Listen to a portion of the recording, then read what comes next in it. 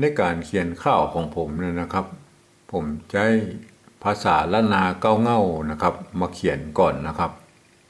เพื่อให้ได้เข้าถึงสำนวนสำเนียงดั้งเดิมของภาษาละนานะครับ แล้วก็ไปปริวัติเป็นภาษาปริวัติแบบที่สองที่สามนะครับ เพื่อให้คนอื่นได้หู้ได้หันได้ศึกษานะครับจะเป็นอย่างไรก็ลองมาดูนะครับลงป่าลงไม้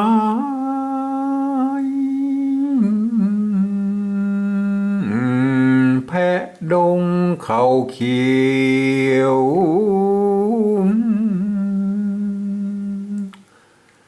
มืดมิดต่างเตียวมีวันออกได้ลงใจลงจิตสนิทสอดใสฟังอยู่ในส่วนเลิกผ่าตัดดีจากลัวว่าเปิกซึกเงียงบิดเบี้ยวคอเอียงบ่เห็งเนื้อหายกายล้อขึ้นเขียง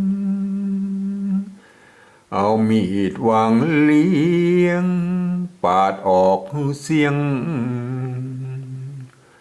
ปาดออกเสียงครับแล้วก็มาเขียนเป็นภาษาปริวัติแบบที่สองนะครับแบบอี้นะครับก็คือการที่ยืมอักษร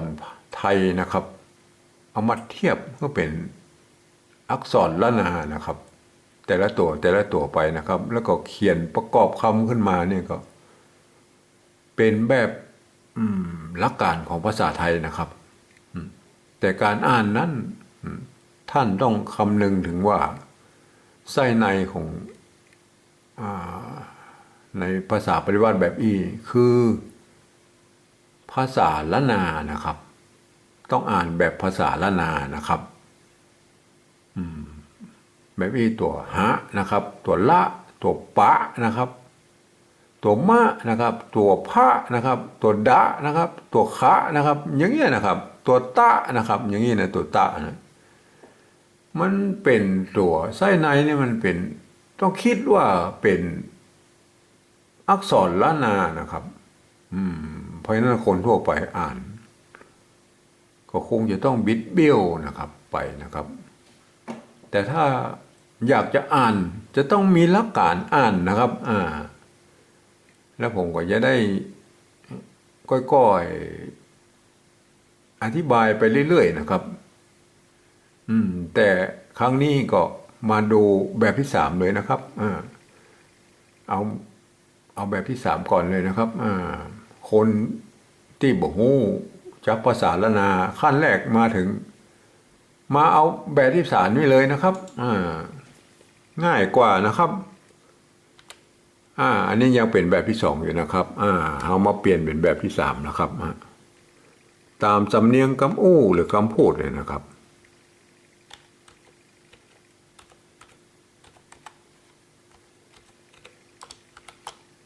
ครับอันนี้ในแบบนี้นะครับคือการตกลงการปริวัติภาษาละนาปี28นะครับเปิ้นฮื้อเขียนได้นะครับฮื้อเขียนตามสำเนียงท้องถิ่นสำเนียงกำอู้เนี่ยได้ยินเสียงออกมาอย่างไรฮื้อเอาภาษาไทยนะครับสะกดไปตามนั้นนะครับอันนี้ก็คือต้องเอาภาษาไทยนะครับไม่ใช่ภาษาละนาแบบตะกี้แล้วนะครับต้องเอาภาษาไทยสะกดเสียงออกมาให้ได้นะครับแต่อันนี้มันยังเป็นแบบที่สองอยู่นะครับทีนี้เราจะ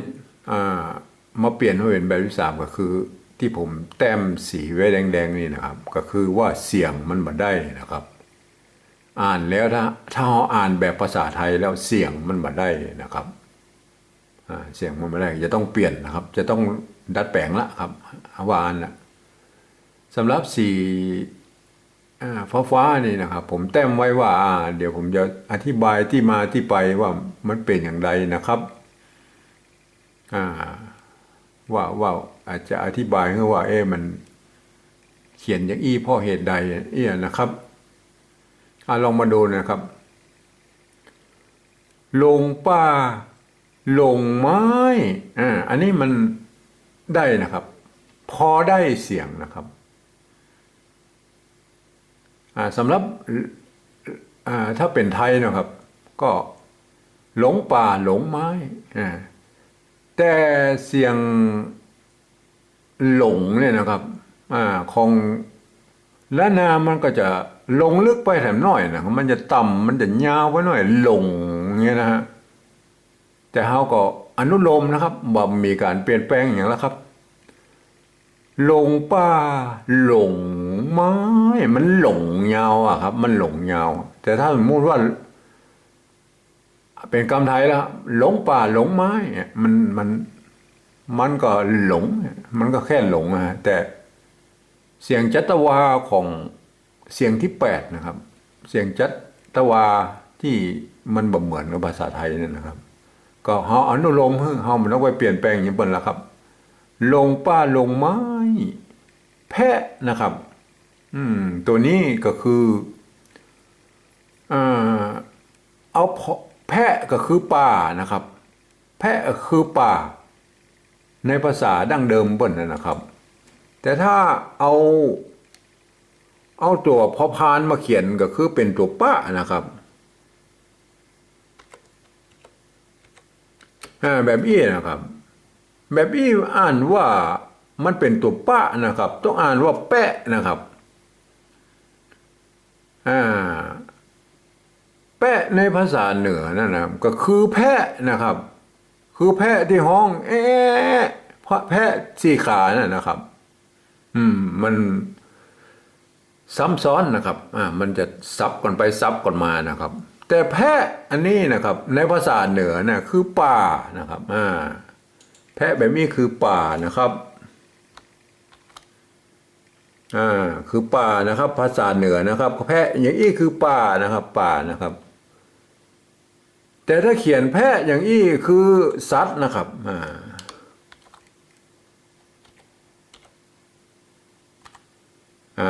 ต้องมันเป็นสัตว์นะครับสัตว์4 เท้านะครับอันนี้แปะนะอ่านว่าแปะนะครับอย่างนี้อ่านว่าแปะนะครับเพราะนั้นก็เฮาเขียนอย่างนี้มันจะดีกว่าว่าแพะนี่ครับคือป่านะครับป่าแพะถ้าเขียนอย่างนี้มันแปะนะครับอันนี้ก็เอาไปก็ศึกษาไว้นะครับภาษาเหนือมันก็เป็นอย่างนี้นะครับ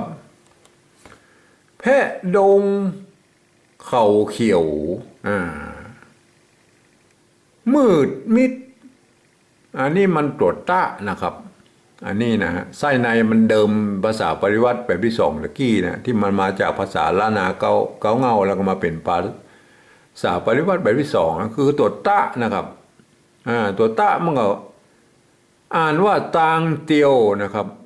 มืดมิดตางเตียวก็เฮาก็เปลี่ยนต้องเปลี่ยนไปเป็นคือบนตรงเสียงเนี่ยนะครับตางนะครับตางเตียว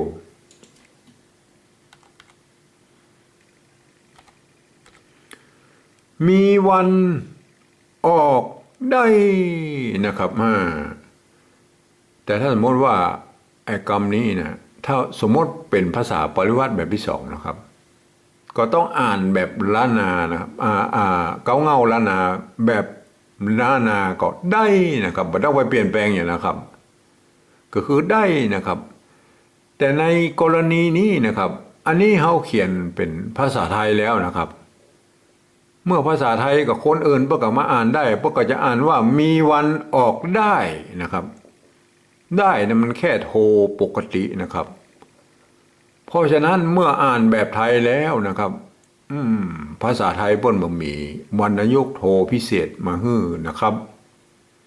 เพราะฉะนั้นผมก็เอาจุดประดับไว้นะครับอย่างอี้นะครับเพื่อ บังคับนะครับบังคับเมื่อไผ่มาก็ต้องอ่านว่าได้นะครับได้ได้ได้ได้ได้ได้นะครับได้นะครับ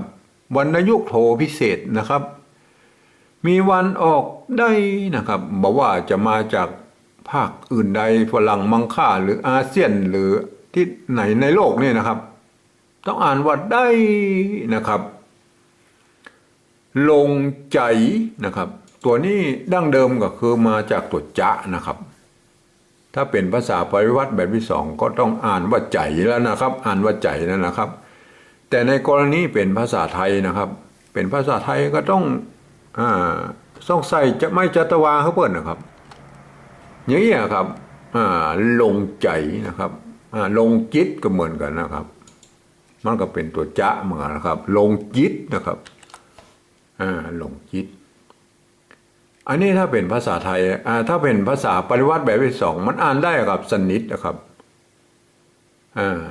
สนิทเพราะว่ามันตัวหน้านี่มันซ้อนอยู่ตรงลุ่มตัวหน้านี่มันซ้อนอยู่ตรงลุ่มตัวสะเนี่ยนะครับถ้ามันอยู่ตรงบนก็สนิทนะครับสนิทนะครับแต่ที่นี่เอาไปซ้อนอยู่ตรงลุ่มมันก็เหมือนกับได้ซึมตัวหะตัว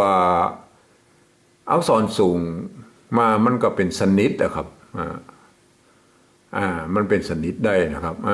อันนี้กรณีแบบอี้ก็เหมือนกันนะเมื่อเป็นภาษาปริวัติแบบที่สองแล้วมันก็อ่านสนิทได้นะครับแต่มาเขียนเป็นภาษาไทยแล้วนะมันสนิทนะครับมันเป็นสนิทนะครับเพราะนั้นเราก็ใส่ไปเหี่ยครับสนิทนะครับหรือใครจะเป็นภาษาอู้แล้วก็อย่างนี้ก็ได้นะครับก็ให้มันถูกต้องตามแบบสมัยใหม่นะครับก็ได้นะแต่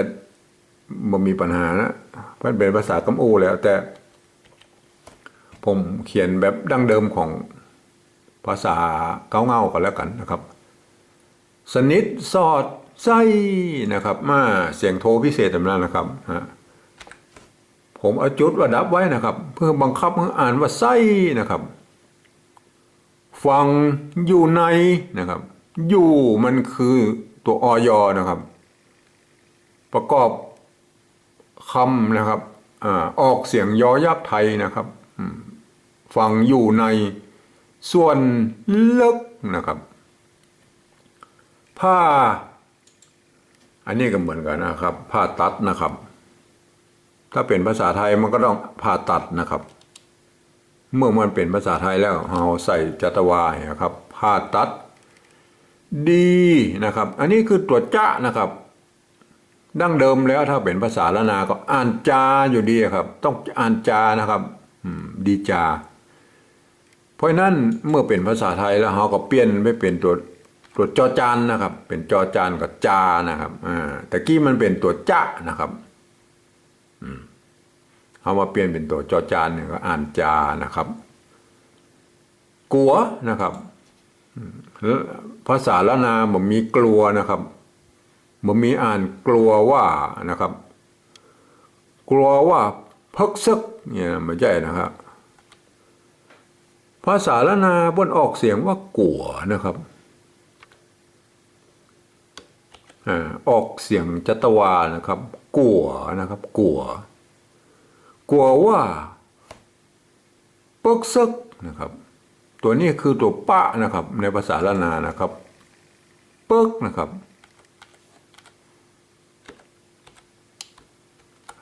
กลัวว่าปักซึกนะครับปักซึกก็เหมือนกับเดินต่ำๆสูงเดินต่ำๆสูงกอกแกกอะไรเนี่ยนะปักซึกปักซึกเดินปักซึกนะครับเงียงบิดเบี้ยวนะครับตัวบอใบไม้ในภาษาละนาตัวบะเนี่ยนะครับเป็นตัวอักษรกลางนะครับบิดนะครับสำเนียงออกบิดนะครับบิดนะครับบิดเบลโทพิเศษนะครับใส่ไปเหี่ยครับ บังคับไม่ใช่บิดเบี้ยวนะบิดเบี้ยวถ้าบอกเป็นภาษาไทยแล้วมันเปิ้นจะอ่านบิดเบี้ยวได้นะครับอันนี้มันเงียงบิดเบี้ยวคอเอียงนะครับคอดั้งเดิมเปิ้นใจตัวคะคอคนเขียนนะครับเพราะฉะนั้นเราก็เมื่อมาเปลี่ยนภาษาไทยกำอู้แล้วนะเนี่ยเห็นง่ายๆเลยก็คือคอนะครับเข้าใจง่ายก็คือคอเอียงนะครับบ่าเฮงนะครับบ่าเฮงตัวละคือบ่าเฮงนะครับเปิ้นบ่มีไม้ซัดมานะครับดั้งเดิมก็คือไม้กะลันนะครับเราก็บ่ต้องใส่หรือจะใส่ก็ได้นะครับบ่มีปัญหาครับบ่มีปัญหานะครับแต่ถ้าสมมติว่าอันนี้มันเป็นกำอู้นะครับถ้าจะใส่ก็ได้แต่ผมไม่ใส่นะครับเพราะว่ามันดั้งเดิมเปิ้นบ่มีนะครับบ่เฮงเนื้อหายนะครับเนื้อลายก็คือเนื้อหายนะครับกายลอขึ้นนะครับขึ้นเสียงโทพิเศษนะครับขึ้นเขียงเอามีดวางเลียงอันนี้บ่ใช่วางเฮียงนะครับมันบางบริบทนะครับที่มันออกไปทางไทยแล้วมันก็อ่านเลียงได้นะครับไม่ใช่ว่าตัวละนี่ต้องเปลี่ยนเป็นตัวฮอเสมอไปนะครับบางครั้งนี่จะเป็นตัวที่ประกอบเขียนไว้นะเป็นภาษาบาลีก็อ่านเสียงรอนะครับอย่างรัตติการรัตนะอย่างมันเนี่ยนะฮะรัตนะอย่างมันเนี่ยนะครับไม่ใช่ว่าหะตนะอย่างมันใช่นะครับเอามีดวางเลียงปาดออกฮือเสียงโทพิเศษนะครับฮือนะครับฮือเสียงบังคับนะฮะต้องออกเสียงโทพิเศษนะครับได้แล้วนะครับลองมาดูนะครับลงป่าลงไม้แพะดงเข่าเขียวมืดมิดต่างเตียวมีวันออกได้ลงใจลงจิต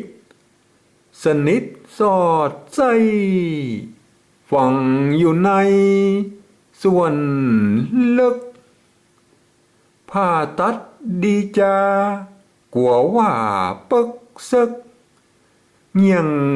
บิดเบี้ยวคอเอียงบ่เฮงเนื้อหายกายลอขึ้นเขียงเอามีดวางเลียงปาดออกฮือเสียงปาดออกฮือเสียงนะครับในการเขียนภาษาตามแนวที่มันเป็นกำอู้นะครับที่คือเพิ่นคนอื่นสามารถได้อ่านโดยนะครับอ่านแล้วได้สำเนียงล้านนาโดยนะครับโดยหลักการภาษาไทยนะครับที่ผมเขียนเป็นตัวอย่างนี่คือเป็นแบบฉบับนะครับใครจะเอาไปทดลองเขียนดูก็เชิญนะครับหรือจะไปดัดแปลงให้มันเป็นอย่างอื่นอีกก็บ่เป็นอย่างครับก็ทุกคนจะต้องพยายามนะครับพยายามให้คนอื่นเพิ่นได้อ่านตัวและได้สำเนียงตัวนะครับต้องคิดเสมอนะครับ